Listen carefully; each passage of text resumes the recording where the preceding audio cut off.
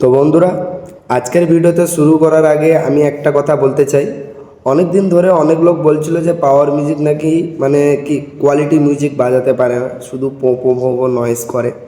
কিন্তু বন্ধুরা, তমলুক রাজনগরে যে পুজোটা হলো, ওখানে পাওয়ার মিউজিক যে যে নিয়ে গেছে, পাওয়ার মিউজিক ওখানে প্রুভ করে দিয়েছে যে আসল জিনিস কি, পাওয়ার মিউজিক আসলে কি জিনিস, সেটা সে তাকে প্রুভ করে দিয়েছে।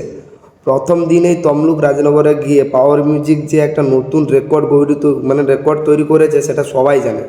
যারা বলতো পাওয়ার মিউজিক পাবলিককে নাচাতে পারে না, তাদের চোখের সামনে পাওয়ার মিউজিক দেখিয়ে দিল রিয়েল ডিজে পারফরমেন্স কাকে বলে। রিয়েল ডিজে পারফরমেন্স তোমরা যদি দেখতে চাও, মানে তমলুকের রাজনগরে যে পাওয়ার মিউজিক যে বেজেছে সে সকল ভিডিও তোমরা দেখতে পারো, তাহলে বুঝে যাবে যে পাওয়ার মিউজিক কী জিনিস। বন্ধুরা, একটা কথা বলবো, আপনারা সবাই মনে রাখবেন, পাবলিক যখন নিজেদের থেকে নাচা শুরু করে তখন বুঝতে হবে যে সাউন্ডের মধ্যে পাওয়ার আছে, কোয়ালিটিও আছে, নাহলে পাবলিক এমনি এমনি নাচে না। তমলুক রাজনগরে আমি বলতে যে যতটুকু দেখেছি, পাওয়ার মিউজিকের আগে প্রচুর মহিলাদের ভিড় হয়েছিল। ছোট বাচ্চা থেকে, মহিলা থেকে, দাদা দিদি, কাকা কাকি কাকু সবাই মোটামুটি পাওয়ার মিউজিকের সামনে নাচা স্টার্ট করেছিল। একদম কোয়ালিটি তো নেক্সট লেভেল কোয়ালিটি গানেও মারাত্মক বেশ, এমনি বলতে পারো। যখন ইডিএম বিট আর হামিং মিউজিক স্টার্ট হয় তখন পাবলিক একে একে করে ছোট থেকে বড় সবাই মিলে একদম নাচা শুরু করে দিল। আর তখনই মনে হলো যে পাওয়ার মিউজিক যখন বাজবে তখন শুধু সাউন্ড বেরোবে না, একদম পুরো এনভায়রনমেন্টে আগুন লেগে যাবে। বন্ধুরা, একটা ডিজে সেট আপ যে আসলি পাওয়ার তখনই বোঝা যায় যখন তার বেস এবং কোয়ালিটি পুরো দুটো একসাথে থাকে। এবং পাওয়ার মিউজিক 32টা স্পিকারে যে বেস আর কোয়ালিটি বের করে সেটা শুধু সাউন্ড লাভাররাই বুঝতে পারে এবং ডিজে লাভাররাই বুঝতে পারে। এবং পাওয়ার মিউজিক ফ্যান্সও জানে যে পাওয়ার মিউজিক কী করতে পারে 32টা স্পিকার নিয়ে। গ্রাউন্ডের মধ্যে দাঁড়িয়ে থাকা মানুষগুলো লিটারেলি ফিল করছে বেস আর প্রেশার। তাই তাই আমি একটাই কথা বলবো, লোকজন যে পাওয়ার মিউজিককে ডাব্লিউবি কিং বলে বা ওয়েস্ট বেঙ্গল কিং বলে, তাই এমনি এমনি বলে না, কিছু তো কোয়ালিটি আছে এই সেট আপটার মধ্যে। তার জন্যই আমরা সবাই পাওয়ার মিউজিককে ওয়েস্ট বেঙ্গল কিং বলে জানি। আর আপনারা সবাই জানেন কিংয়ের টাইটেলটা এমনি এমনি পাওয়া যায় না, তার জন্য ভালো কোয়ালিটি, ভালো পারফরমেন্স এবং পাবলিকের ভালোবাসা অত্যন্ত জরুরি।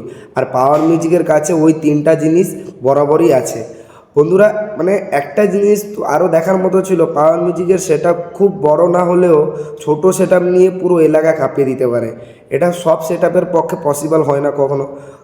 কারোর কাছে স্পিকার থাকে অনেক, কিন্তু সাউন্ডের কোয়ালিটি থাকে না। কিন্তু পাওয়ার মিউজিকের ক্ষেত্রে টোটালি আলাদা হয়, ঠিক আছে? স্পিকার যত কম হোক না কেন, quality next level, base next লেভেলের হয়। তমলুক রাজনগরে এই যে পুজোটা হলো, পাওয়ার মিউজিক লিটারেলি পাবলিককে ফুল এনজয় করেছে। নাচ, মিউজিক, ব্যাস সব মিলে পুরো একটা ফেস্টিভ্যাল ইনভায়রনমেন্ট হয়ে গেছে, মোটামুটি বলতে পারো পুরো একটা ফেস্টিভ্যাল টাইপের হয়ে গেছে।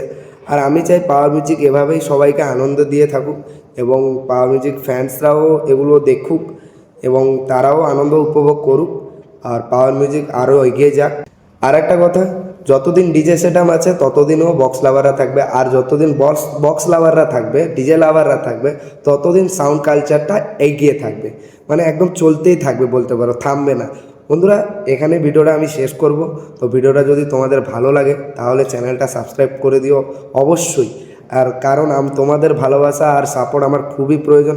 আর এরকম ডিজে প্রোগ্রাম বা কম্পিটিশান লেভেলের প্রোগ্রাম বা সাউন্ডের এক্সপিরিয়েন্স দেখতে হলে চ্যানেলটা অবশ্যই সাপোর্ট করতে ভুলবেন না। চ্যানেলটাকে প্লিজ সাবস্ক্রাইব করে দেবেন। জয় ডিজে কালচার, জয় বক্স লাভার, জয় ওয়েস্ট বেঙ্গল ডিজে সেটআপ।